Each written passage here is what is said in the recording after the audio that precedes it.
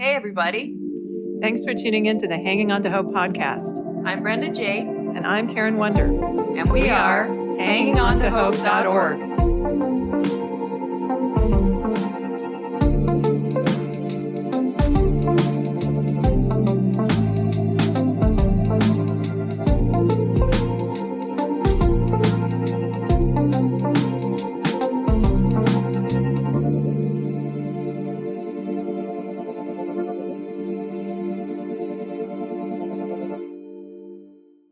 This podcast is intended as educational and is not psychological or medical advice.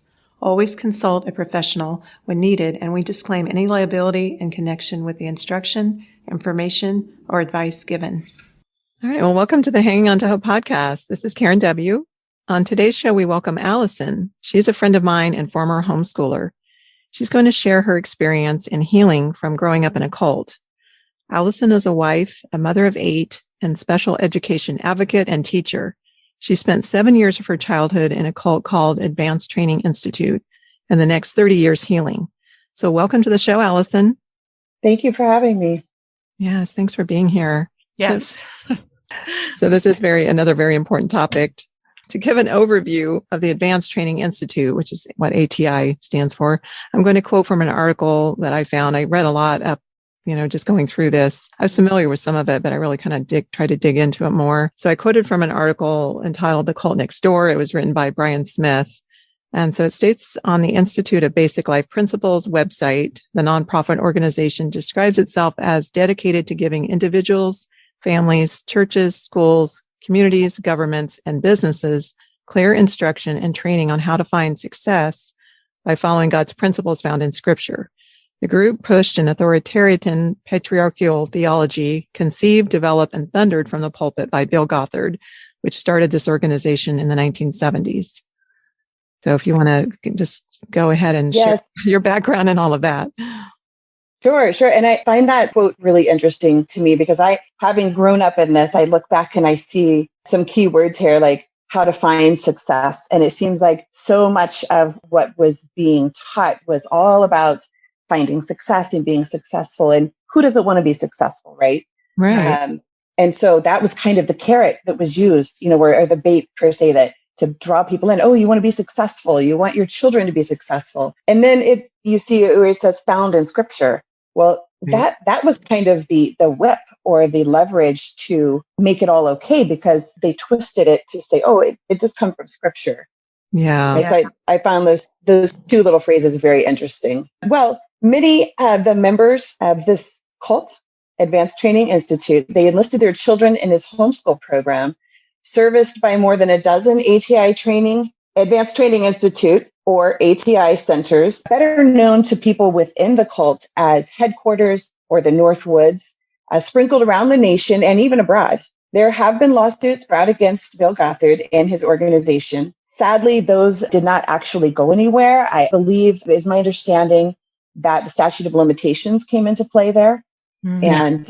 And that was challenging. It's one of the reasons why here in my state, I have lobbied for laws to expand that statute of limitations, because oftentimes survivors are not quite ready to share their story, or they're not ready to jump in. And then when they are, it's too late to have any justice. Right. Well, that's a good. But the lawsuits haven't gone anywhere. Yeah, but there's that one website that's got everything. I can't remember. It's Grace. There's a website that's got everything documented, like all the cases against them and all that information. So at least it's documented in one place.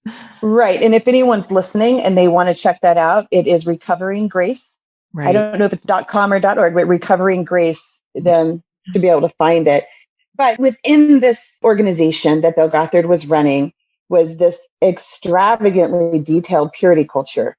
And this purity culture was explicitly taught to the children from very early on. So it is just ingrained in who they are. And it provided guidelines on marriage, women, children, medicine, believe it or not. Bill Gothard was not a doctor, but yes, medicine, and ways to take back and to fix our nation. Now, we can all agree that our nation may need some changes, but this was raising the next generation to take over and change the nation. The philosophy included everything from just general things like what's important for children to study from kindergarten through high school, down to the really granular, exactly how young men and women should dress, style their hair, comport themselves to avoid attracting sinful attention. And this is really interesting because it was to draw any attention to yourself was taught as being very sinful. They trained the children to be modest, to have humility, and you were not supposed to draw any attention to yourself. Some of the other things that were very explicitly taught were, even what you think about it. And we talk about the bite method to measure whether something is actually a cult or not. So we talk about, does it control behavior? Does it control information? Does it try to control your thoughts? And does it try to control your emotion? And here we have it. All of those are included in these things that were taught to children, from the youngest age. Yeah. Very legalistic kind of teaching. Yeah. Well, virtually all the IBLP's teachings are viewed through the prism of male superiority and female obedience. In marriage, for example, the husband is the undisputed leader of the family and his word is final. Elsewhere, women defer to men in almost every circumstance, on almost every level, including the workplace. This belief system, the lawsuit says, considers women to primarily exist for the purposes of producing children, caring for the men, and rearing the children. Females in the patriarchal movement are discouraged from attaining higher education of any kind and are told that their sole purpose is to marry a man within the movement. Yeah, this is so true. One point that I'd love to make here is I know currently, and I know we'll talk about this a little more later, but we have what's going on in the legal world. We have Josh Duggar and this whole court case. And I've heard so many people just really railing against Anna, his wife, and saying she needs to leave him. Why won't she leave him? And the truth is, when you don't have an education and you have no way to make money, and I think she's expecting her 7th child, she doesn't have very many options. If you walk away, you're walking away from all your family, right, all your friends, everything you've ever known. That is an incredibly scary thing to do as a single person, let alone as a mother trying to find security for her children. But it's a trap because these young girls don't have an education. They're then trapped in these marriages with these men who have been raised to believe all of these things. Yeah, because they're trained not to pursue any type of independence, that their job is just to be that, the wife and the mother. That's their whole focus. So yeah, it's like you said, they are trapped. And daughters who don't get married when they're younger, they are still expected to stay at home, and they call them stay-at-home daughters, which is interesting. They need to stay under their father's protection in this cult, or they actually draw a big umbrella, and you have to stay under the umbrella of protection of your father until you can go under the umbrella protection of your husband. And there's this graphic drawing they do with lightning coming down. If you step out of the authority, God's going to get you, basically, Yeah, I remember seeing that. Because I think that it was so influenced by the whole homeschool movement. I mean, I never went to any of his things, but to me, the homeschool movement was so influenced by all that, because so much of that carries over to carry on with us. Says as strict moral codes were given, such as blue jeans are ungodly, circumcised men are morally purer than uncircumcised men. One IBLP article suggests that failing to render to the Lord can lead to miscarriage. Another, titled "How Are Eyelids Used for Seductive Purposes?" rails against the whoredom of the female wink. Such an act by an attractive but immoral woman can be used to communicate lustful desires and sensual entrapments. IBLP's other teachings could be straight out of Footloose. Rock music, even Christian rock, is unthinkable. Dancing, of course, is out of the question.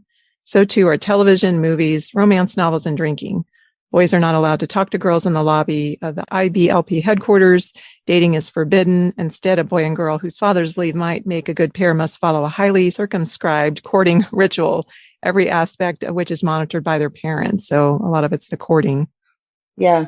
And it's interesting in here that the whole idea of the miscarriage, what is so taught to these children and to the wives is that if something were to go wrong, a miscarriage, a loss of a job, a negative financial, somebody's sick, it's always based on somebody's sin. Someone has done something wrong. You weren't totally surrendered to the Lord or whatever. So there's a lot of bondage in that.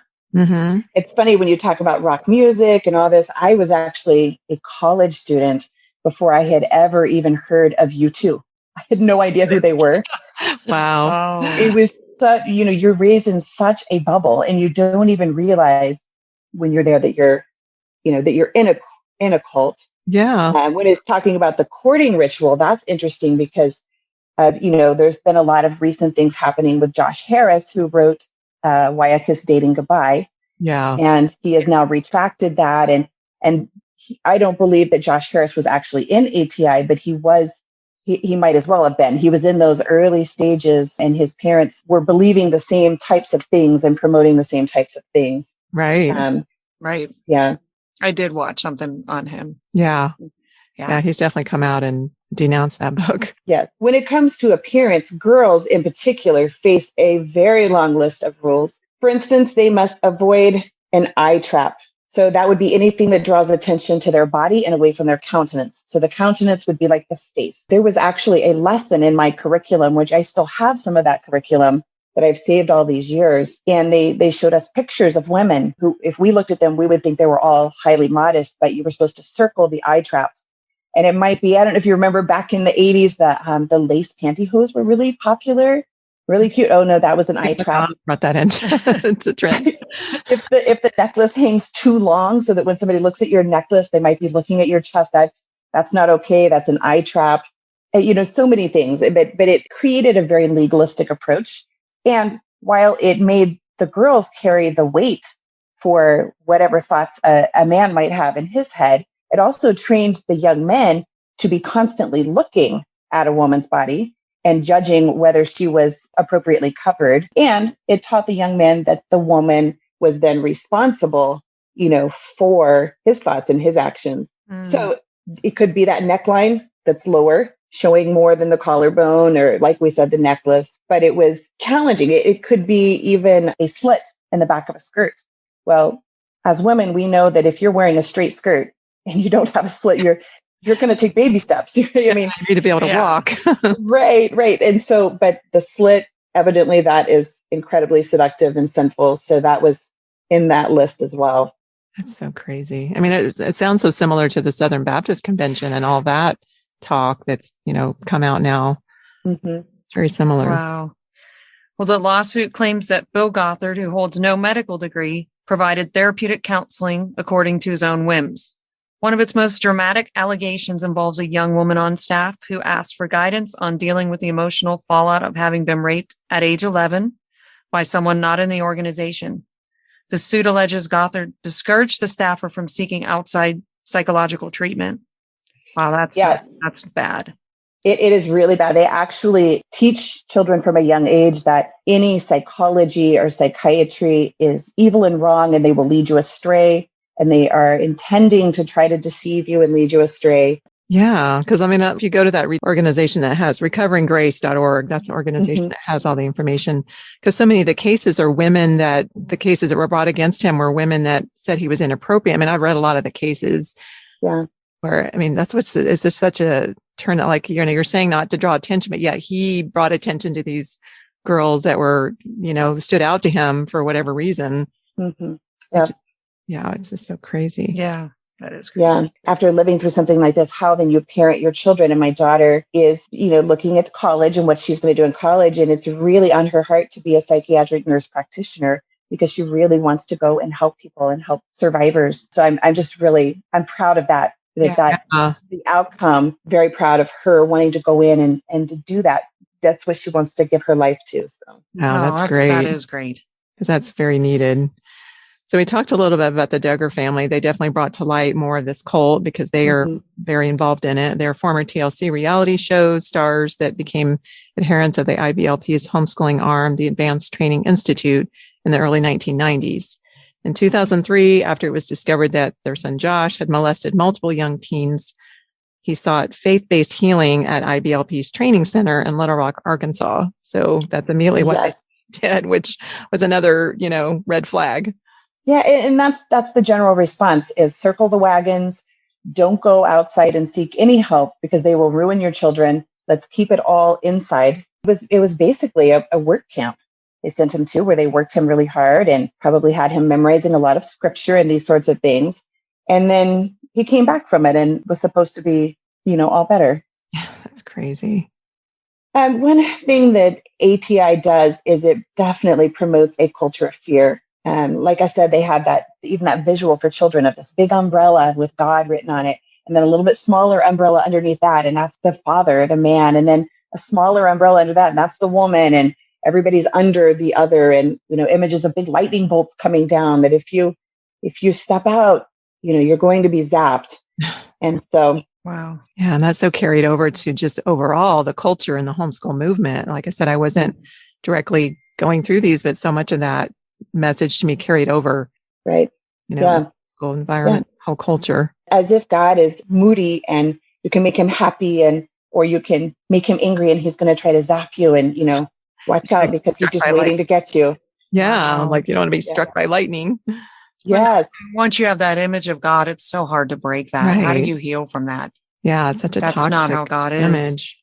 Yeah, it's true. And I think it just takes so much time of being in relationship with God and knowing who he is and, taking things back to scripture and listening to people who have sound theology, the voices that are really balanced and are sound there. But within ATI, if you violated the rules, there was definitely you were going to be punished. Your car might break down or something's going to break or you're going to have a financial situation, lose your job. Maybe your kids would rebel. See that the leverage and the twisting with fear was done even to the adults. The difference is the adults had the freedom and ability to walk away. Children did not. Also, definitely, there will be a charismatic leader, the authoritarian control, the isolation of members, the severe punishments, the demand for absolute and blind loyalty. Yes. Those were huge. Yes.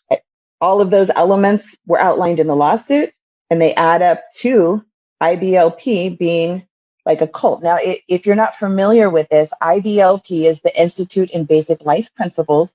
These were conferences that Bill Gothard would put on, and it would be a couple of nights a week and then like all day Saturday. And people would travel from far to go to these. And then there was the advanced seminar that you would go to after you had done the basic seminar.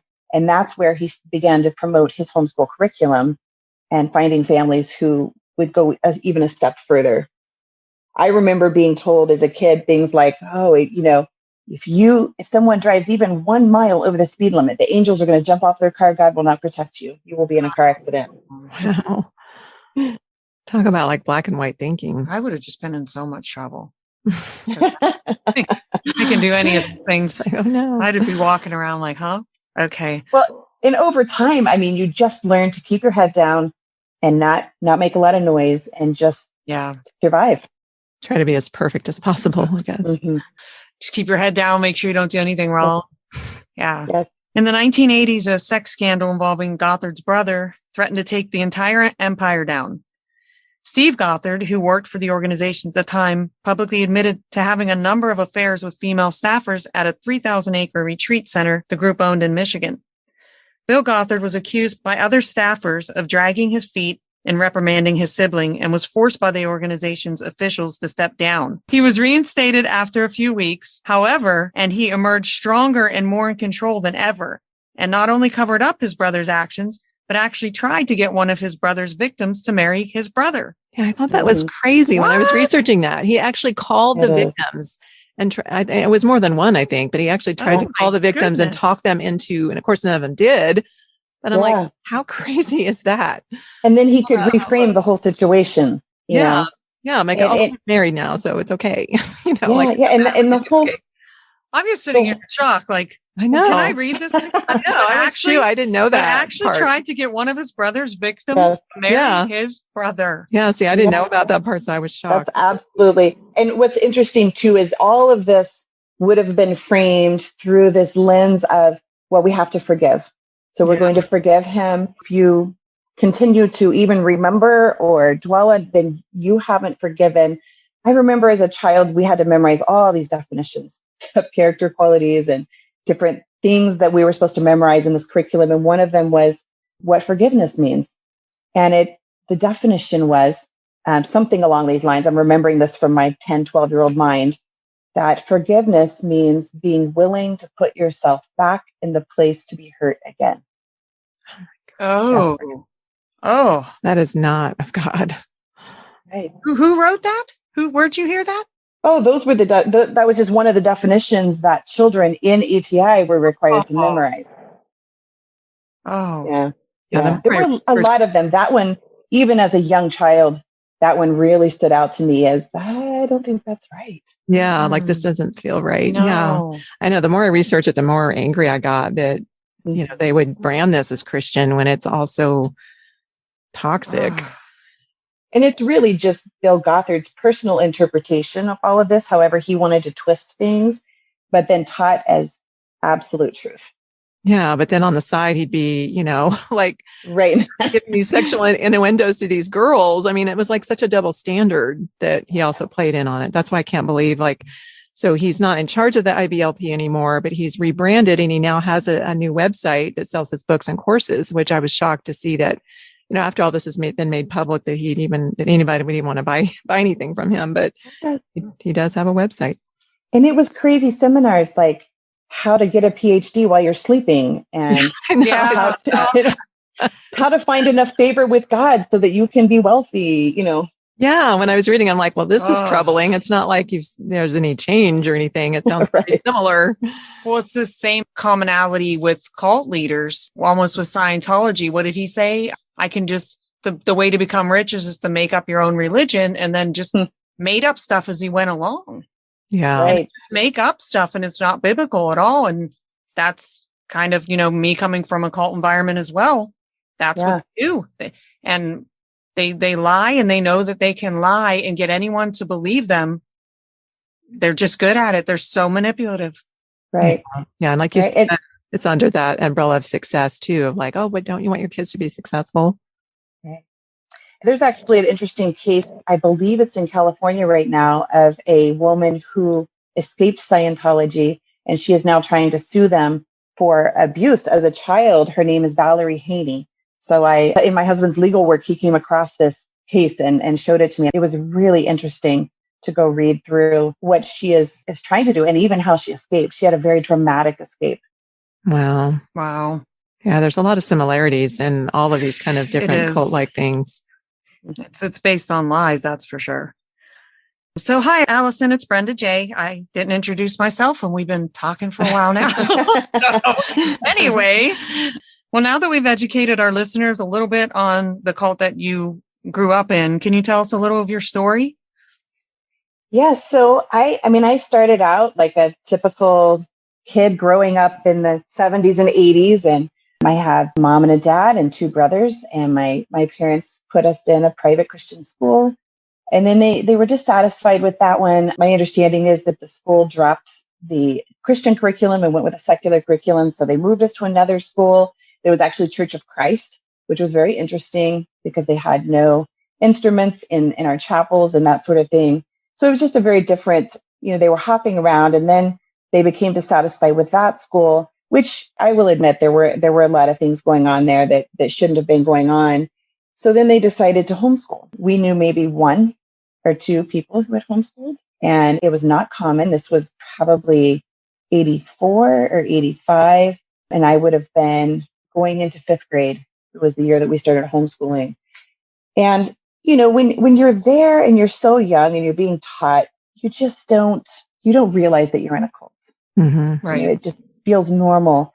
And there's this message being taught, we've been enlightened and we know the truth. And that fear of the world. And what's interesting, there's a movie, M. Night Shyamalan's movie, The Village, is very interesting because of how they use fear to control the next generation. Have you seen it? Yeah, that's a great movie. So there's all these things within a cult that feel really warm and fuzzy. I mean, we had incredible community. There were all these families who had the same goals, and they were doing the same things, doing life together. We would go to conferences where we would meet friends from all over the United States who would become our pen pals. And, we believed that we were better and we had been enlightened and we knew the truth. And so, for me, it was many years later before I actually realized it was a cult. I walked away from it, still not understanding that it was a cult, but just needing to get away and needing to survive. How old were you when you got out of the cult? So, my parents officially stopped being paid members when I was about a junior in high school, at the end of my junior year. And we had moved to a new area. But the interesting thing is the belief system doesn't change. So many of the same ideas and beliefs were still there that we had been taught, and we were still living that way. We just weren't a paying member anymore. When I was about 19 or 20, I was leaving to go back to the college that I was attending, which was actually pretty amazing. A lot of girls were not allowed to go to college, but I pushed rather hard and said this is what I wanted to do. And my dad conceded. But when I got ready to leave this time, he said, you can't leave. You can't go back. Even though you'd already been in college? I had already been in college. I was in my third year of college. And I had done 2 years at home at a community college where I was still living at home. So this was my first year out of the house. And he said, you can't leave. And I just went to my room, got a bag, put everything in it that I felt like I really had to have, and said, no, I am leaving. I'm out. And I took my keys and I got in my car, drove back to where I was going to college. And then at that point, I was on my own. Yeah, that took some boldness to do that. Yes. Maybe boldness, maybe a little bit of just, I had to survive.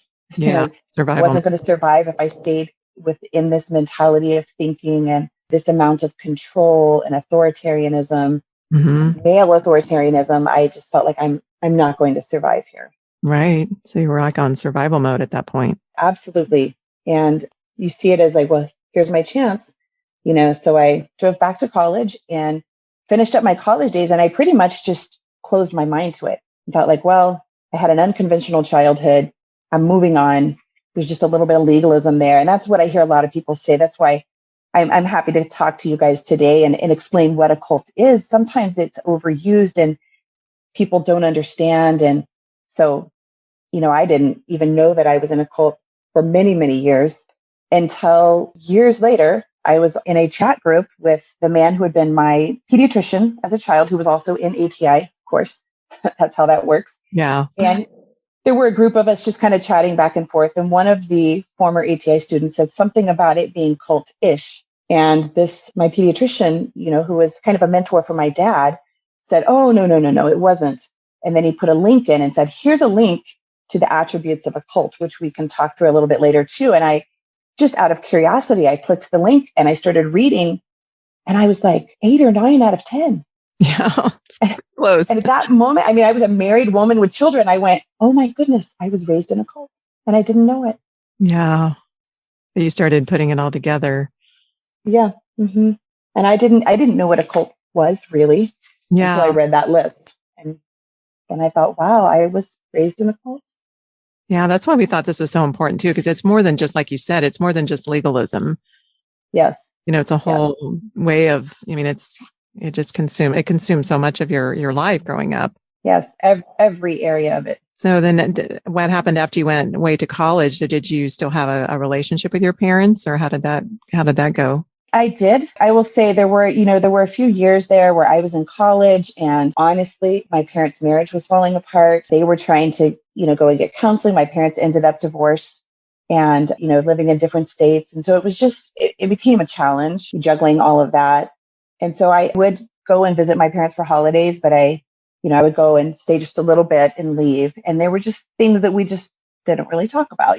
And I love my parents. Yeah. My parents loved me, but there were that place where I had to draw the line and separate a little bit. I have a wonderful relationship with my mom at this point. My dad passed away in 2018. And like I said, there's just a lot of things we just didn't talk about, but I never had to fully break relationship with my parents. Yeah, that's definitely good. I'm just amazed because I look at your family and I think you don't come across to me as like this legalistic homeschool family. And so I'm just so amazed that you have been able to, overcome a lot of that you were brought up. And I'm sure you've, talked about it with your kids, I would guess. Yeah, I have. And my older kids are very well aware of everything. I do believe it's part of what made my daughter want to be a psychiatric nurse practitioner and help people. And, my kids they've seen the raw side of it. They've seen me struggling. They've seen me trying to recover and trying to even understand what truth is sometimes. Mm-hmm. So my older kids definitely walk that journey with me. Now, my little ones, they don't really know. They don't really know any of that. But one day when they get older, they will. Yeah, they'll know your whole story. Because it is a journey. I mean, because I feel like, like I said, I wasn't in that type of training, but when we homeschooled, I definitely felt like there was just that culture that was just kind of unspoken even, like you'd go to the homeschool conventions. I would look forward to going to the homeschool conventions every year because I would get the encouragement because homeschooling was hard, really hard for me. And to go and you would get these speakers that would just, kind of give you this pep talk, like you can do it. And it's like I gathered all my pep talks, to last me throughout the whole year. Yeah, and I would look forward to it every year to be like, okay, I'm going to get filled up again because you'd be empty by the end of the year. But I also look back and see all that, a lot of that culture did infiltrate through because so many of the books and the speakers and everything still kind of said that message of, this is just how you kind of have to be if you're going to homeschool, Yeah. And I think over time, I've watched homeschool from the beginning when there were kind of these two groups of homeschoolers that were more like, I want to say like the unschooling hippie La Lychee League type of homeschoolers. Yeah. And then there were the like Bill Gothard legalistic homeschoolers. And that was kind of the two groups early on. And it's been interesting to watch it grow and change over, 35 years. I think that today, we see a lot more balance.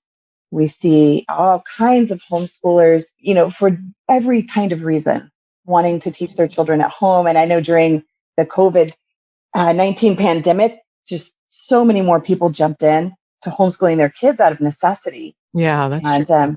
And it is hard. And some of those people have left, but I've seen a lot of beauty in some of the modern homeschool. Like we just homeschooled until last year. And now our children are all at a local private school, and I'm working there as a special education. I manage the special education department there at the elementary, and it's been a beautiful thing for my children and really needed. But I have seen homeschool done so well, so many times. But you're right, the history in the past that we've had to kind of move beyond was that beginning. Right. Well, I tried to homeschool, but I just couldn't do it. I just was a teacher and I'd get a headache, but my ex really wanted me to homeschool, but ended up being in a cult anyway. So it really didn't matter. But I think the one thing that I would want to say is if you are listening to this podcast and you are in ATI or you're still being controlled by that, there's just a presence and a control and a lot of fear used to control. If that's you and you are there is life on the other side. There's joy and healing and happiness and freedom from all the bondage and the weight that you're carrying of being so worried that you might sin and get in trouble. And I mean, how do you might sin? I mean, you don't even know what's going to be called a sin next. At one point, there was a real focus on your countenance. And as a child, you're supposed to smile. I was a very shy young child. And there was a man in our ATI group that was very outgoing and loud. And I was scared of him. And he came and reported to my parents that he was offended that I wasn't smiling, that I didn't smile at him. Mm-hmm. And I mean, you have to be careful because, if I wink and smile, then I'm being seductive, right? Right. It's a fine line. Right. But you needed to have that countenance. And so I was taken over to his house. 40-something-year-old man as a little 10-year-old girl and stood in front of him. And I had to ask his forgiveness for not. And so if you're out there and you've been living with this kind of burden and there is freedom and there's joy and you can leave, there's a whole group of people who will step in to support you. I've seen it happen again and again. And if Anna Duggar is listening, there are so many people who will step in and help you, who will protect you and help you raise those babies in a way where they don't have to have that burden and be taught all of these heresies. Right. Yeah. Yes. Thanks for sharing that. Yeah, thanks that's for very giving important. people hope. I mean, there is a freedom, an unexplainable freedom when you get out of a cult, that knowing that God is not like that God loves you and he knows your heart. He knows us from the inside. And he knows when we're looking at someone that there's good or bad intentions, he knows us that well, that we should never just believe something that's so untrue and that's a lie, because God knows our intentions and he knows our hearts. And if they're pure, we don't need to sit and worry and fear about every little thing because he loves us that much. Yeah. And he doesn't condemn. I mean, Romans 8:1 says there's no condemnation, none whatsoever. Right. Absolutely. And carrying that weight of worrying about causing someone else to sin too. Yeah. And that's a whole big thing. The first time I ever put on a pair of blue jeans, went out of the house, and I'm out, and my heart's pounding, and I'm thinking, oh my goodness, I am sinning. I'm going to cause someone else to sin. And I look around and realize like nobody cares. Right. Yeah. Notices that I'm wearing blue jeans, and I was all upset. A freedom of knowing that no one really cares. That Right. is a really big wake up when you get out too. So here's a quote from you, Allison. I'm going to quote you if that's okay. Sure. As we were writing and discussing the podcast, you said, "It's so crazy, but I can say that it doesn't feel crazy or like a cult when you're in it, especially if you're raised in it and you know nothing else." And we talk about that with abuse and everything, that if you don't know anything else, it seems normal to you. That's your normal. Mm-hmm. Yes. And so my kids really don't have any idea of what normal is either. But when I tell a little bit of my story, to be continued, stay tuned for next week's part 2 of Understanding Cults with Allison. You don't want to miss it. Thanks for tuning in to Hanging On to Hope. Check out our website, hangingontohope.org. There are resources on there, and if you would like to donate or volunteer, you can do that through our website. We are a brand new nonprofit, so we appreciate any and all support. And we thank you for listening, and until next time, keep hanging on to hope. We are evidence that there is hope and healing for you, and our passion is to help you find it too. So thanks for tuning in. Thanks for listening, everyone.